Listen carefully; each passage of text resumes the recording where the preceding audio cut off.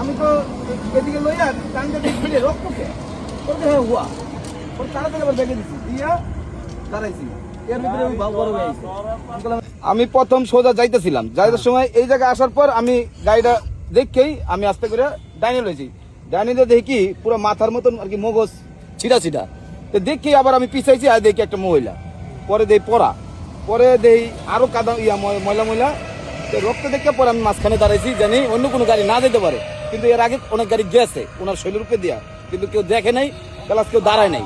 ঠিক আছে, আমি মানবতার ভাবে দাঁড়ানোর এই কারণে দাঁড়াইছি যে মানুষটার উপরে আরো যাইতে চেষ্টা করবো, এই জন্য দাঁড়াইছি ভাই, আর কোনো কিছুই না। কথা হলো পুলিশের ফোন দিয়েছিলাম আমিও, ওনারা বলতেছে আসতেছি, যদি আসে তো ভালো। এসে কি দেখলেন? আমি যাওয়ার পথে আমি যেতেছি নাইট ডিউটি, যাওয়ার পথে আপনি?